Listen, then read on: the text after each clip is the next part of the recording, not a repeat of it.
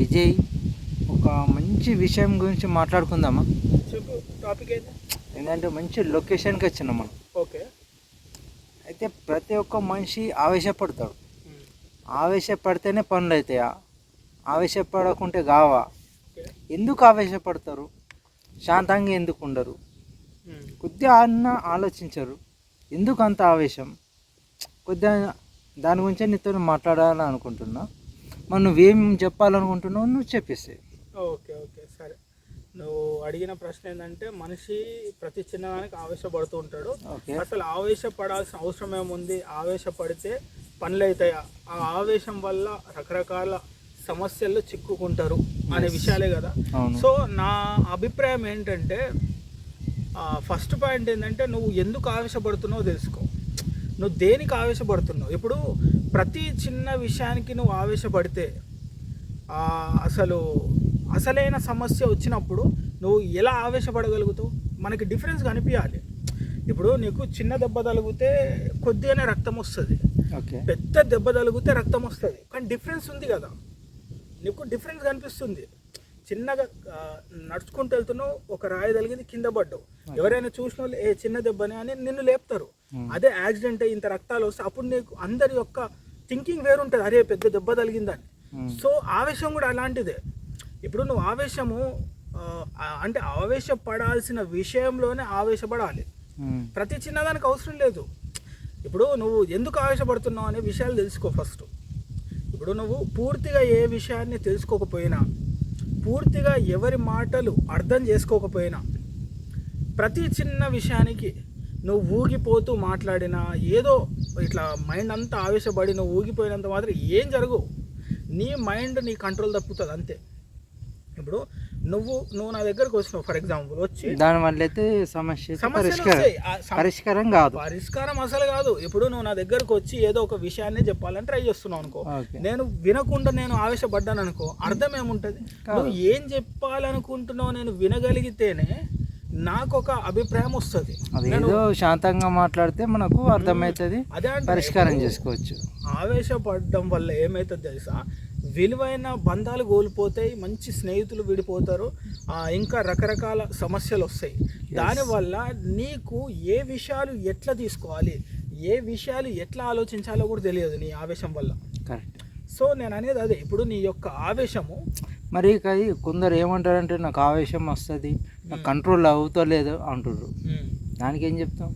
Control కాదు అని కాదు. ఇప్పుడు ఫస్ట్ ఏంటంటే నీకు తెలుస్తుంది. మళ్ళీ ఏమంటారంటే నాకు కోపం వస్తే నేను మనిషే కాదు, నా అంత మూర్ఖుడే లేదు, నా అంత తోపే లేడు, అట్లా మాట్లాడుతూ ఉంటారు. అదే నేను అంటున్నా, అది వాళ్ళకి తెలియక. ఇప్పుడు నేనేమంటున్నా అంటే నా అంత మగాడు లేడు, నా అంత తోపు లేడు అంటే నా ఎంత ఏదో లేనట్టే కదా. ఇప్పుడు మనకి ఏ విషయాన్ని ఎట్లా తీసుకోవాలో తెలియదు, ఏ విషయాలు ఎట్లా ఆలోచించాలో తెలియదు, ఏ విషయాలు ఎట్లా అర్థం చేసుకోవాలో తెలియదు. ఇవన్నీ మనకు తెలియనప్పుడు ఒక మూర్ఖుల్లానే బిహేవ్ చేయాల్సి వస్తుంది. ఇప్పుడు అక్కడ ఒక ఇద్దరు వాదన వేసుకుంటున్నా అనుకో, చిన్న చిన్న ఘర్షణ జరిగింది, చిన్నపాటి గొడవ అనుకో, నువ్వు పోయిన తర్వాత రెండు వైపులను విషయాలు తెలుసుకోగలిగితే శాంతంగా ఇద్దరికి పరిష్కారం ఇస్తావు. అంతేగాని వాళ్ళ యొక్క సగం ముచ్చట వినేసి నువ్వు ఊగిపోయినావు అనుకో, ఆ ఇద్దరు గొడవ కాస్త ఇంకా పెద్దగా అయిపోతుంది, పరిష్కారం. అదే అంటున్నా. ఇప్పుడు నువ్వు పూర్తిగా వినైనా స్పందించు, లేదంటే పూర్తిగా విషయాలు తెలుసుకున్న తర్వాతనే వేరే వాళ్ళకి చెప్పు, లేదంటే మాట్లాడు.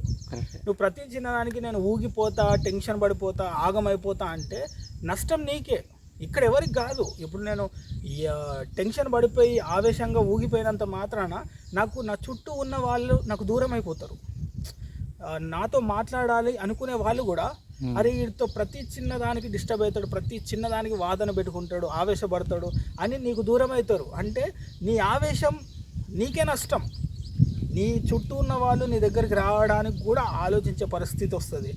నీ అనుకునే వాళ్ళు ఎవరైతే ఉంటారో వాళ్ళు నీ యొక్క ఆవేశం, నీ చిన్న షార్ట్ టెంపర్ మైండ్ వల్ల చాలా దూరం అవుతారు. తర్వాత నీ యొక్క ఆవేశము ఎవరికి ఉపయోగపడ్డదని ఆలోచిస్తే నీ ఆవేశం వల్ల ఎదుటి వాళ్ళకి నష్టం, నీకు నష్టం. సో నా పాయింట్ ఒకటే సింపుల్గా, అంటే నీ యొక్క పూర్తిగా ఏ విషయమైనా తెలుసుకొని రియాక్ట్గా, ప్రతి చిన్నదానికి సమాధానం ఉంటుంది. సమాధానం లేని ప్రశ్ననే లేదు కాబట్టి నువ్వు వెతకడానికి ప్రయత్నించు. ఆవేశపడితే నువ్వు అపార్థం చేసుకుంటావు, ప్లస్ నీ ఆలోచన మారుతుంది.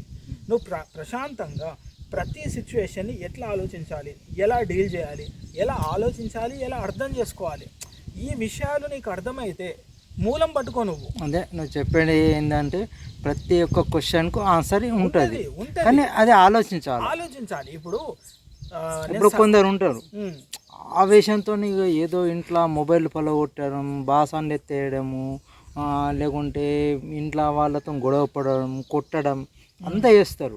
ఏంటంటే ఆవేశం అంటారు. మళ్ళీ ఆ తర్వాత ఏదో నీకు ఆవేశంలో జరిగిపోయింది, ఆవేశంలో కొట్టినా, ఆవేశంలో తిట్టినా అంటారు. అంతా చేసే ముందు కొద్దిగా ఆలోచించాలి కదా. అదే నేను అంటున్నాబ్బా, ఇప్పుడు ఆవేశం అనేది ప్రతి మనిషి లోపట్ల ఉంటుంది, కాకపోతే దాన్ని కొద్దిగా కంట్రోల్ చేసుకుంటే బాగుంటుంది నేను అనుకుంటున్నాను. చేసుకోవాలబ్బా, ఖచ్చితంగా చేసుకోవాలి. మన ఆవేశము మన కంట్రోల్ దాటిపోతే మనకి మనం తప్ప ఎవరు మిగలరు. చాలా గొప్ప విషయం ఇది. ఎందుకంటున్నా అంటే నువ్వు ఇప్పుడు ఎగ్జాంపుల్, నువ్వు నాకు నచ్చని పని ఏదైనా చేసినావు అనుకో, నేను అవ్వెత్తేస్తా ఇవ్వెత్తేస్తా, లేకుంటే అట్ల లొల్లి పెట్టుకుంటా, ఇళ్ళలో ఆ టైం వేస్ట్. దానివల్ల పెరుగుతుంది. ఏ సమస్యనైనా తగ్గించడానికి చూడాలి, లేదంటే పరిష్కారం కోసం వెతకాలి. నువ్వు ఆవేశపడితే ఆడ సొల్యూషన్ ఎట్లయితుంది, ఆ విషయం పెద్దగా బ్లాస్ట్ అయిపోతుంది ఇక. సో ఆవేశపడితే పనులు ఏమి కావు. ఆవేశం వల్ల మనుషులను కోల్పోతారు. అదే అంటున్నాబ్బా, ఇప్పుడు ఎగ్జాంపుల్, నువ్వు నా దగ్గరకు వచ్చి ప్రేమగా మాట్లాడితే నీతో కాస్త గడపాలనిపిస్తుంది, ఎందుకంటే ప్రశాంతమైన వాతావరణంలో మంచి మాటలు. అదే నువ్వు నా దగ్గరికి వచ్చి ప్రేమగా 5 నిమిషాలు మాట్లాడితే 10 నిమిషాలు నేను టైం ఇస్తా. మనిషి ఎప్పుడు మెంటల్ పీస్ని పోగొట్టుకోవాలనుకోరు. ప్రతి చిన్నది విషయానికి నువ్వు ఆవేశపడుతూ ఉన్నావు అనుకో, ఏమవుతుందంటే ఇంకా ఉండబుద్ధి కాదు. ఎవరికైనా మైండ్ వచ్చేస్తుంది. దానివల్ల ఏమవుతుందంటే నీ పనులు కూడా నువ్వు చేసుకోలేవు. నువ్వు చేయాల్సిన పనుల మీద కూడా అది ప్రభావం ఉంటుంది.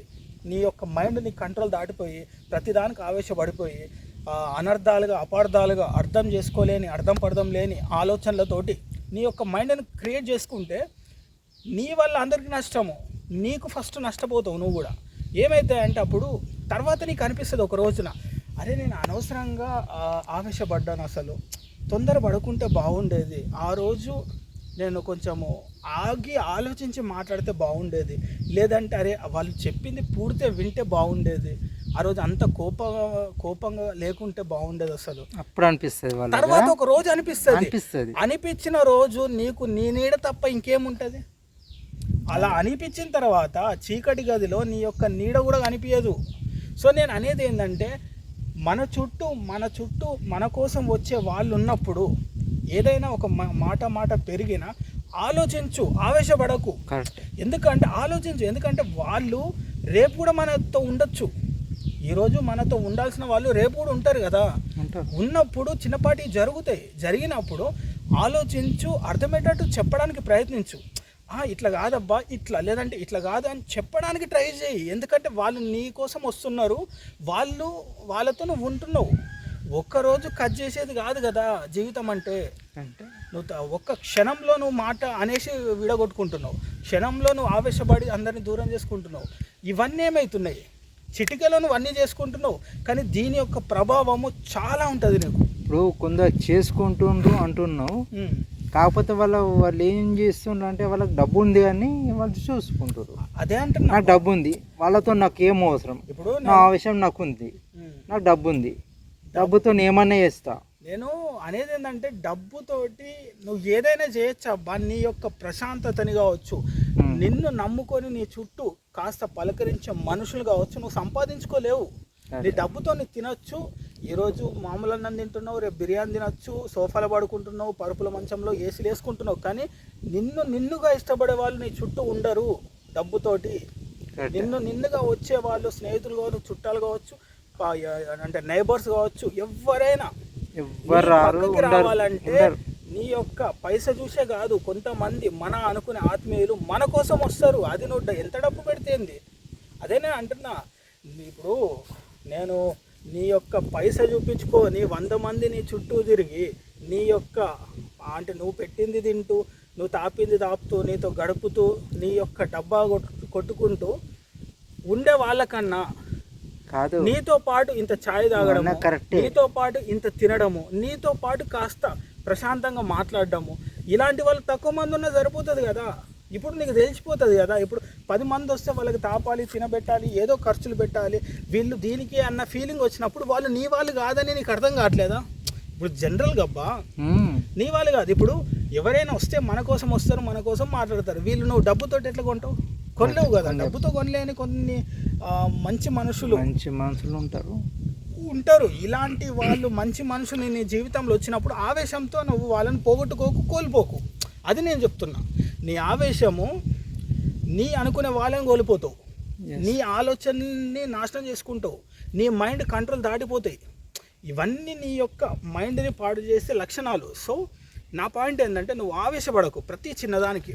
అయితే నేను ఒక్క మాట చెప్తా, మొత్తం చెప్పిన దానికి ఏంటంటే ప్రతి ఒక్క మనిషి ఆవేశపడదు, చిన్నపాటి ఆవేశపడద్దు, అదే కదా, ఏదైనా ఆవేశపడద్దు, ఆలోచించాలా. అదే నువ్వు ముఖ్యంగా మాట్లాడేది. అదే అంటే అంటే చిన్న మాట, అంతే, జస్ట్ సింపుల్. ఆవేశపడద్దు, ఆలోచించి మాట్లాడాలి. అంతే, ఆవేశపడద్దు, ఆలోచించి మాట్లాడాలి. అపార్థం చేసుకోకు. పూర్తిగా విన్న తర్వాతనే ఒక నిర్ణయానికి రా.